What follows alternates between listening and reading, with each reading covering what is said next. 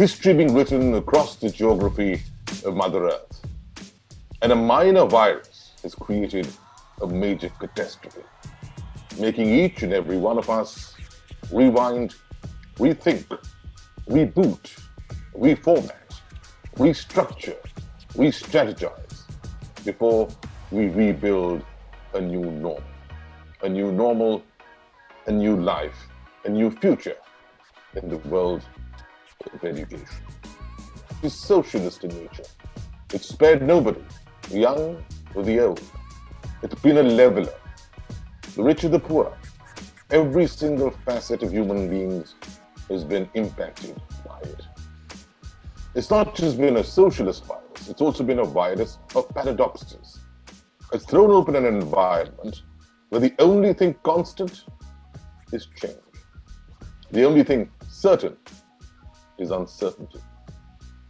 If you look at it very closely, the biggest negative today is a corona positive.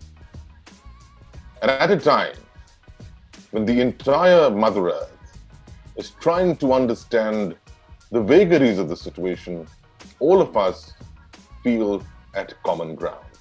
Yet the paradox is that while this is the biggest opportunity for all of us across the world to be even more deeply connected, countries are building silos of protectionism. Thankfully, in the world of education, something that we've overcome. And we at EduMate believe this is the best time to collaborate, to communicate, and to be at your creative best. That's why we stepped outside the shores of our great country to connect with luminaries like each and every one of you from across the world to try and understand better. This, we believe, is the best time to come together, because even if we cannot earn from each other, at least we can learn from each other.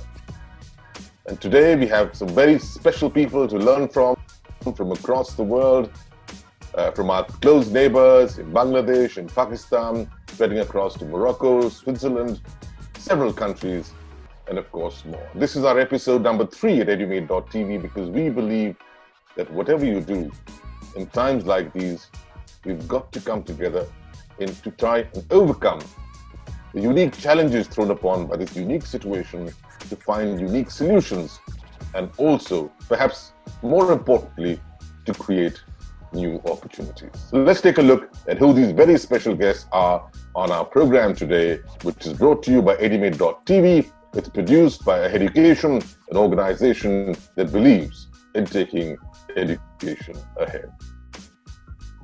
Indeed, a very, very warm welcome to each and every one of you. Several countries, several brilliant names from the field of academics, but all have one goal as to how do we come together and improve ourselves going forward. How do we address the problems and challenges thrown upon by the COVID environment? How do we find solutions? And most importantly, how do we create opportunities? We'll divide our discussion into 2 parts.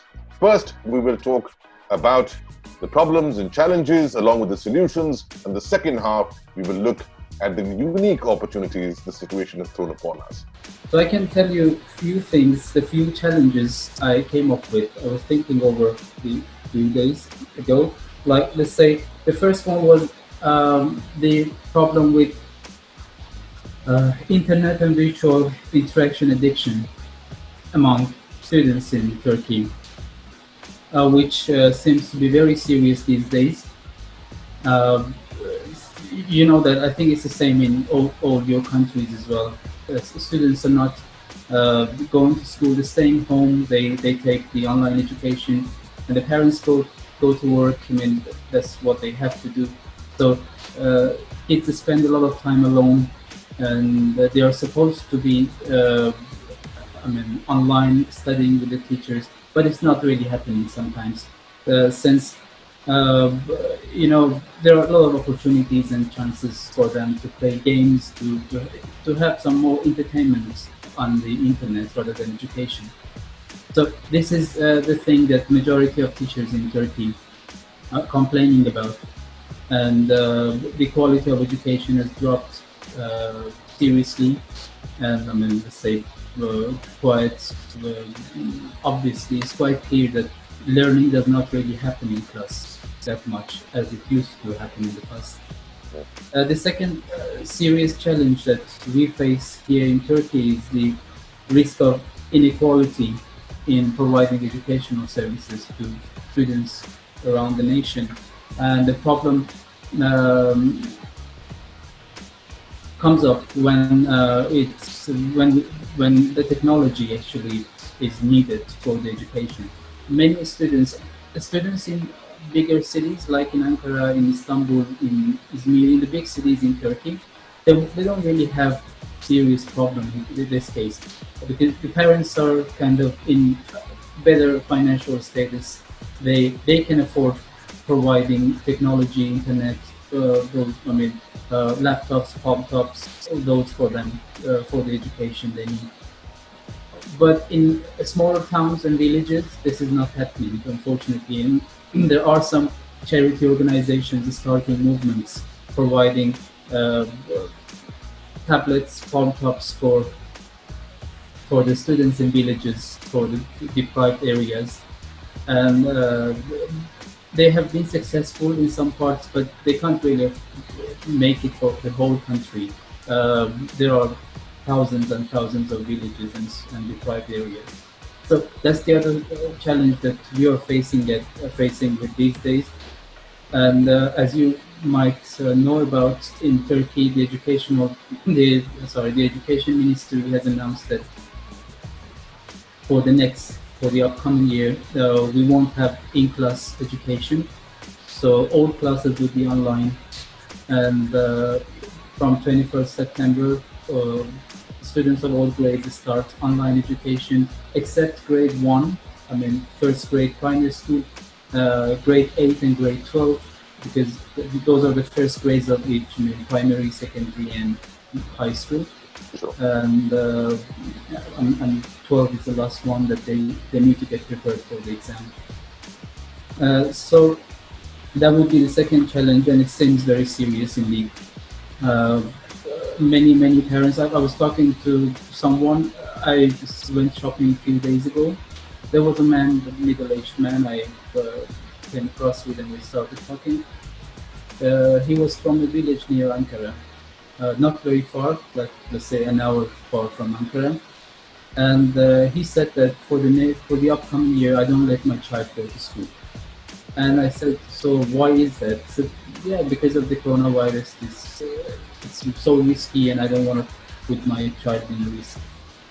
And I said, okay, there will be online education, so your child can use the online education for sure. And what he said was interesting. He said, online education is not a real education. Come on, why should I really waste my child's time and life? He can go and learn a skill.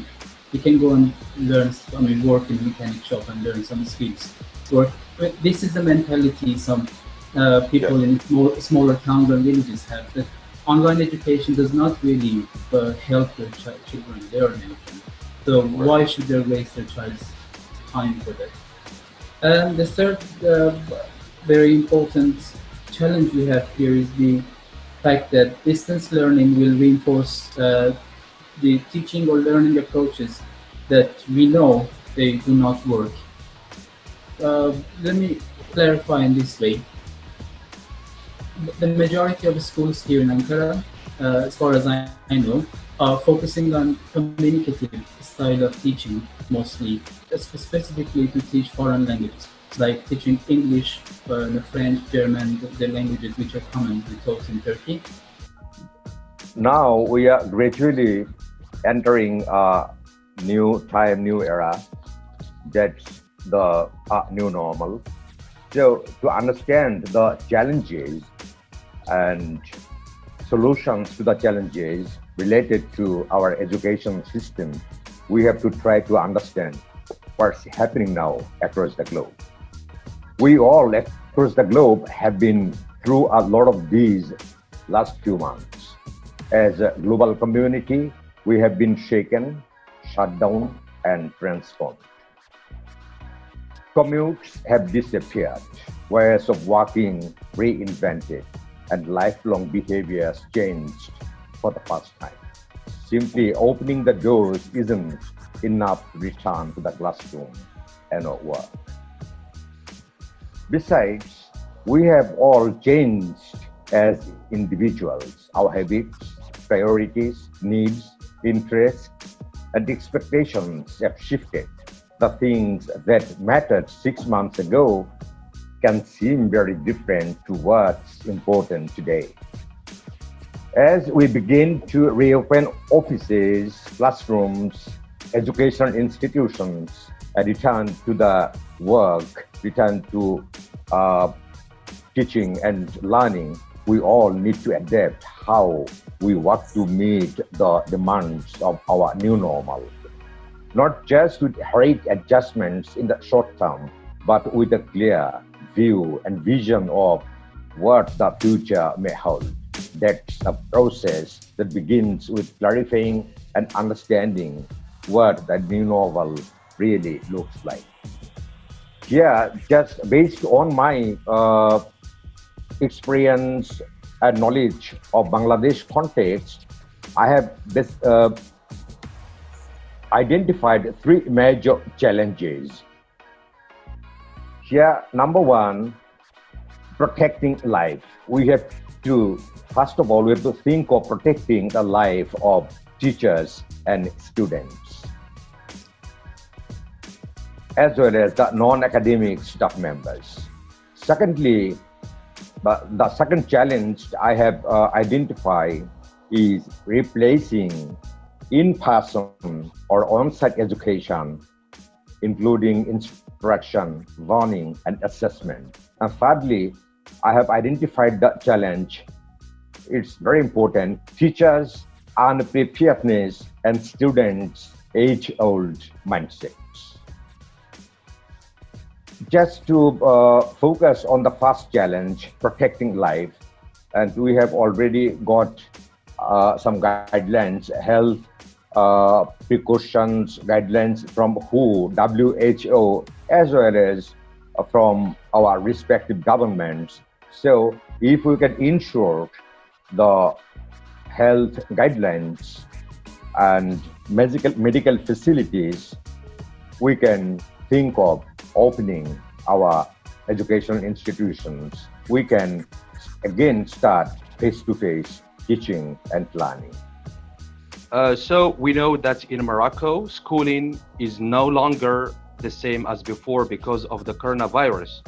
Neither students nor professors thought their interests would include distance education.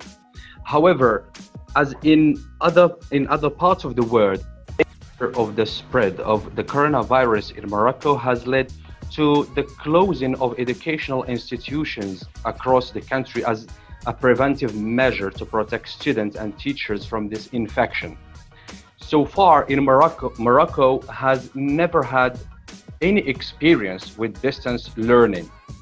Despite this, the Moroccan Ministry of Education has agreed to replace physical courses or face-to-face courses with distance learning, enabling students to pursue their courses at home. So the distance education strategy was used by public and private schools via educational websites and social media applications. This is a required step by the Ministry of Education to continue the process despite the current circumstances.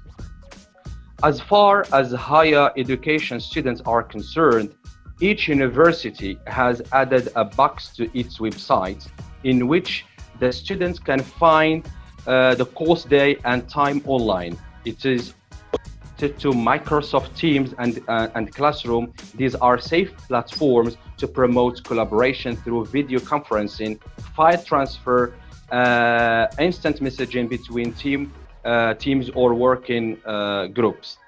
Actually, there are many challenges when it comes to distance learning experience, especially for the rural areas which are deprived of distance learning because these platforms do not meet their minimum requirements in the countryside.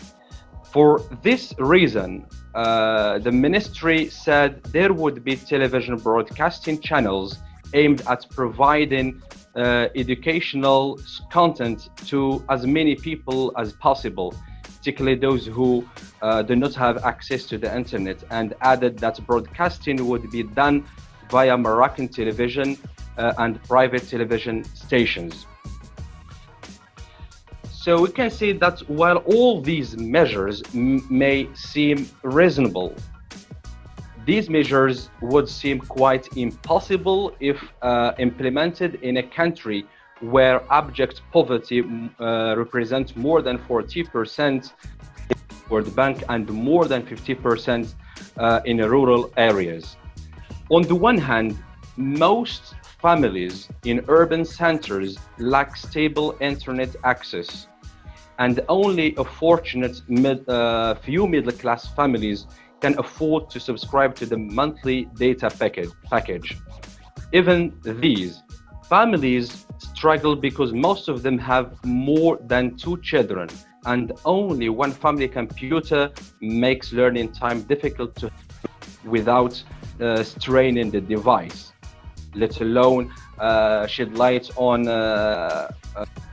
who lack basic access to modern utilities and services, including essential infrastructure, electricity, safe water resources, etc.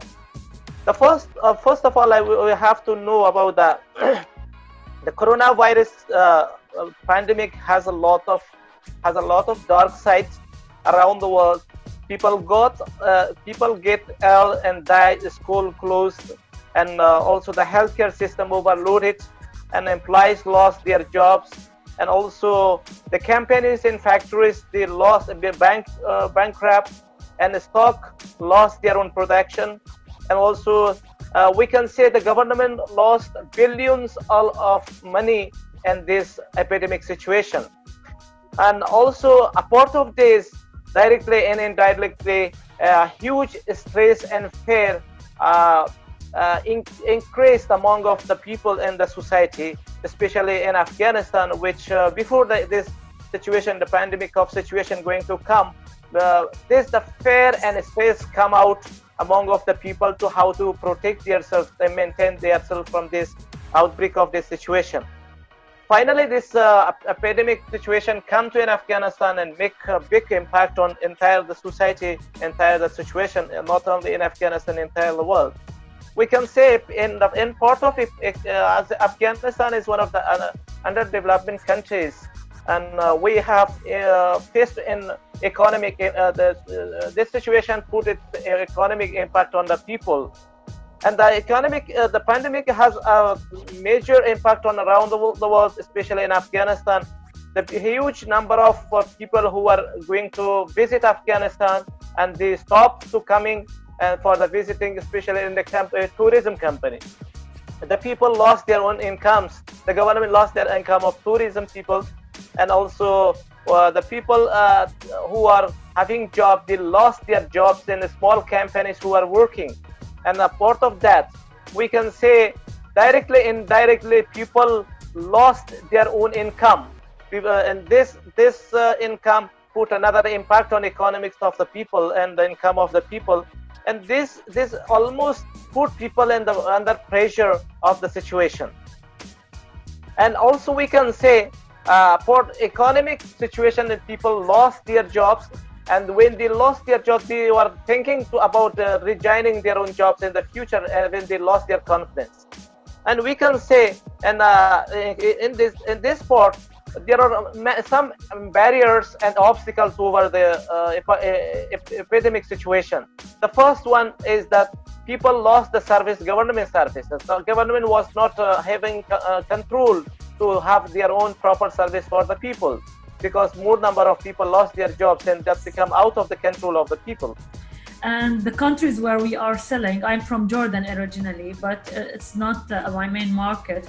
We are selling in Iraq, Libya, Algeria, United Arab Emirates, Bahrain, Jordan a little bit, Lebanon, Afghanistan, So we started in China also. To be honest, the business was a little bit normal and it takes more time. In the time of the COVID, I was in Switzerland and Jordan. We have office in Jordan. So Jordan locked down completely and it was a shock for me. On the 17th of March, Jordan closed everything. Even people cannot move in the street. So it was a little bit like a big change in the business. Normally, my office in Jordan making the sales in the Middle East. And Jordan was not ready for this change. But in Switzerland, it was normal to work from home office or the facility of the digital facilities is available. So what I noticed in that period that actually I felt like as a leader of the company that I will lose everything if I don't put my hands on everything directly, because sometimes the employees, they don't feel the crisis because they take their salaries. My first problem was that Jordan, when they closed Jordan, they announced public holiday. And this was very strange, because then you cannot ask your employee to work. And it was very difficult to send them the computers and laptops from the office to their homes. In Middle East, home is home and work is work.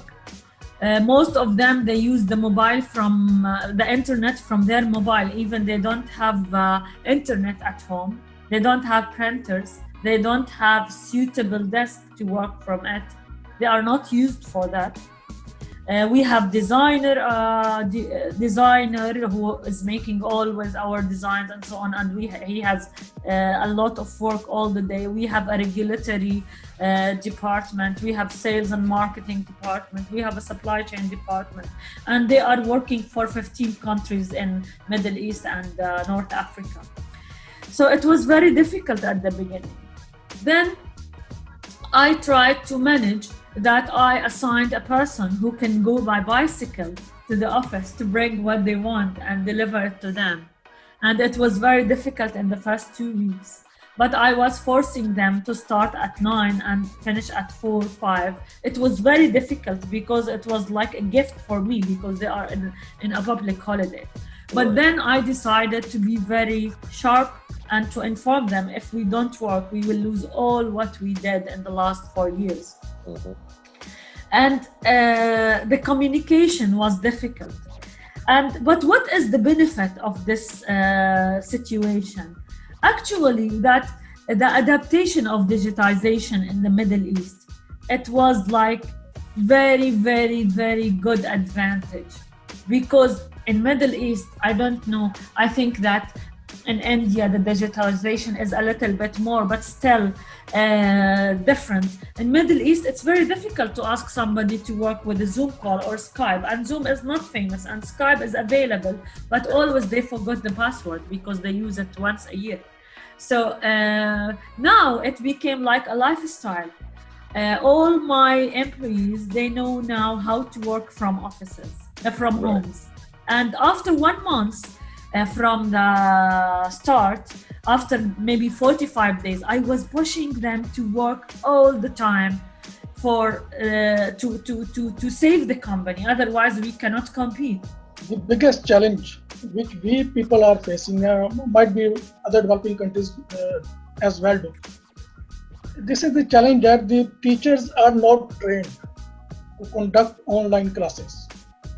And there are a big challenge that in remote areas, like in rural areas, there isn't available, the internet connectivity isn't available over there. The students have been facing a lot of challenges while studying. And even my daughter who faces these challenges because she is not accustomed to this online classes. So this is the big challenge that we people have been facing. Another challenge is the teachers are not trained as well. They don't know how to conduct classes online. don't have any idea about how to train the students, about how to educate people. And another challenge is that funding is not available in our country by the government and the institutions. Higher education in Pakistan is not providing funding to the universities and institutions. And this is the reason that the student ultimately faces. In my university, the Vice Chancellor has to increase the number of students in new admissions because of the non-availability of funding. So there isn't any support from the government. This is the big challenge that we Pakistanis have been facing. The first one is the motivation. Our students, let me say that they were shocked from jumping from the class teaching up to the distant learning or teaching. So they lost the motivation, and we face this when we invite them to our classrooms. We want them to join them. So the reasons of losing the motivations, they are so many. For example, the first one is that they do not have the equipment or the devices that they can use to go to the internet or the other things. The second challenge is that the economic depression. Most of them, they lost their jobs, and you know that Iraq is just like as the other developing countries suffering from the poverty. The third one is that most of our students living in the rural or countryside areas. So this is the first challenge, that once again, that how we want to motivate our students to come or to enter our classrooms, I mean the remote one.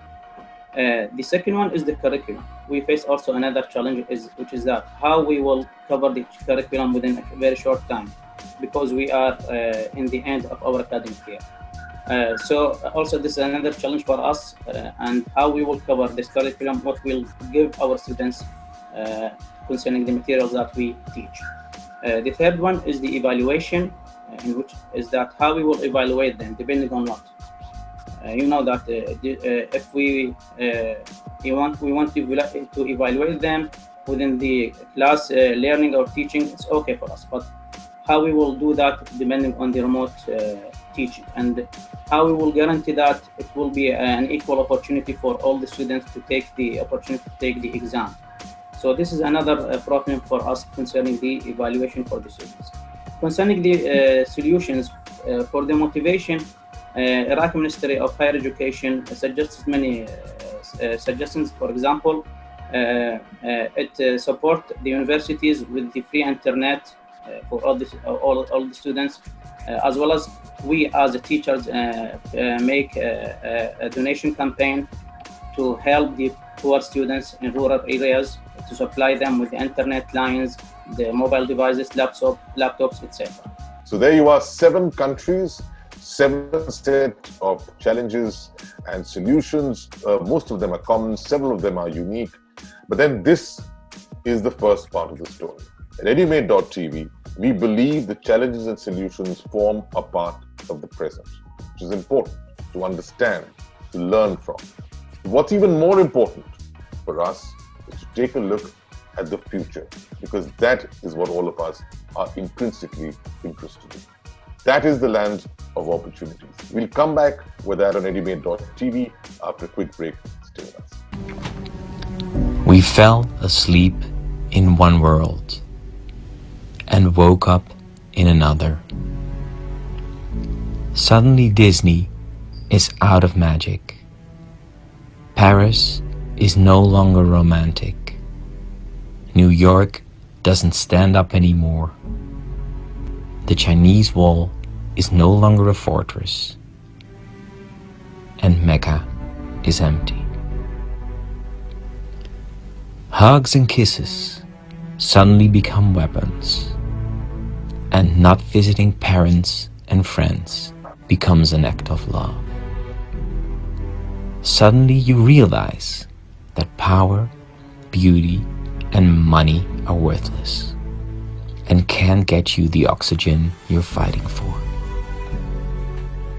The world continues its life, and it is beautiful. It only puts humans in cages. I think it's sending us a message. You are not necessary. The air, earth, water, and sky, without you are fine. When you come back, remember that you are my guests, not my masters.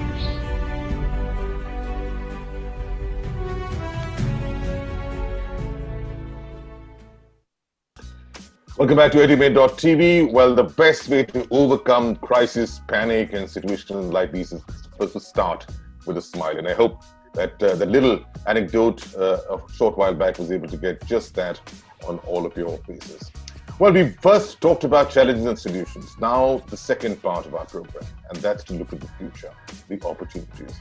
We've got 7 speakers who are going to go across to each and every one of you and give you 1 minute to identify 3 opportunities from these very, very unique, unprecedented, and difficult times. And I'm going to go across first in reverse order because Amjad Saab had to wait a lot. So Amjad, it's over to you now for your set of 3 opportunities. Your 1 minute starts now, sir. First one is concerning the Minister of Higher Education. Iraqi one. We ask her to review its education policy, okay, to contain the distant learning in our education policy. Why? Because it is just like, as I told you, it's just like a shock for us. We didn't to be used to go from the class learning up to the distant learning. So we ask our Minister of Higher Education to contain this distant learning as in its policy. The second one is the opportunity that we gained, that we developed our skills in e-learning and distant learning by going on into the workshops and training courses. So many of the Iraqi scholars now, they get better in using this facility and distant learning. The third one is by this we widen our relationship, the academic one. For example, by this symposium, I now met new academic scholars from different worlds, and at the same time, I take the advantage and benefits from their solutions to their challenges in their countries. So actually, there are some opportunities for many countries. They will be able to step up the technical capabilities of their students, and I can say that radio and television stations will realize their vital role in promoting national educational goals and hopefully enhance the quality of their content, recognizing their tremendous social obligation. Also, parents will be more interested in the education phase of their children, and education ministries will have a much better understanding of limitations and challenges. In communication, infrastructure, incorporation of digital technologies into the curriculum, training of teachers that arise while using technology effectively and acting on it. All this will improve the country's future educational system. We know that more engaging learning styles are ones that are more interactive, and face-to-face learning is better than 100% online learning. But we know also the blended learning can draw on the best of both worlds and create a better learning experience than 100% face-to-face learning. Thus, blended learning approaches will be tried, tested, and increasingly used. Also, this is an opportunity for government to think seriously on how to implement and incorporate technology into the teaching and learning process. For instance, we should have what is called digitizing textbooks, not printed textbooks. Well, the first opportunity which COVID-19 will bring to us is boosting the level of learner autonomy, which means that students in class or beyond class at home, they would have more responsibility for their own learning procedure. In class, probably this load of responsibility would be given mostly to teachers or the educator, to school, coursework. But now students would feel more responsible for their own learning. So this sense of learner motivation, learner autonomy would be so positive, and it's created through this COVID-19 era. The second very important thing, as already one of our friends mentioned, was the role of parents in education. What I have in mind is that parents will have more highlighted role from now on, hopefully, in their children's learning process. And this is super positive, because in the past it wasn't really like this, and we could see that the whole load of education and this productivity of learning would be on the school and teachers and coursework and all the others' shoulders rather than parents. Now parents take more responsibility, would have more highlighted role here, show their own authority here. So that would be very positive in this case, I suppose. And the third and the very important one is the fact that all institutions all around the world are now focusing on common goal, and they're seeking for a remedy together. You know that the pandemic does not really discriminate demographically or geographically. The first opportunity, I think the governments will surely improve the legislation or focus on more strategies to enhance the quality of education in Pakistan and all over the world. And the second opportunity I see is that the academic universities, colleges, institutions, and governments should will improve the relationship between them in order to enhance the quality of education, which has been struggling a lot due to the COVID-19 pandemic. And the third one, I see that the blending education, which I earlier told about that, the blending education, I see that it would happen in Pakistan and all over the world, because face-to-face education is not going to happen in near future. So we will have to focus on blending education, and I think this would be a good opportunity. So actually here in Bangladesh, and I think in many other similar identical settings contexts, we started facing the COVID-19 pandemic unprepared. So now we should have lessons from the COVID-19 pandemic to successfully encounter problems to come in the time to come. Number two, we have here in Bangladesh, we have seen our health sector suffers from a lot of problems, limitations. So we should detect and identify the limitations or constraints our health sector has, and then we should try to compensate for the limitations, reduce and minimize the limitations, so that in time of such epidemics or pandemics or plagues, we can work maintaining health rules and taking necessary health precautions.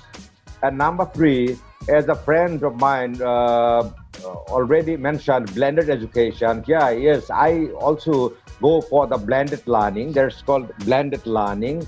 It's a technical term. And here I want to add another one point. There's called the flipped classroom. So we have to train our teachers in conducting blended learning as well as the flipped classroom. And we have to motivate and prepare our students so that they can easily get used to this new mode of learning. The blended learning actually blends two modes, on-site and online modes. So if we can get used to the blended learning in times of pandemic or other crises, we can easily shift from one mode to the other. We will not face we will not be at a fix. And yeah, finally, I'm sure we are not getting back to yesterday. Writing in this pandemic situation has given three opportunities for us. First one can be the opportunity to give us insufficient time to write articles and write books and to release in the future. The second one, another part of the first question can be this pandemic situation has given sufficient time with us to stay with children, family, and parents. The second opportunity has given opportunity for us to improve our technology skills and to have more accessibility with the technology accessories.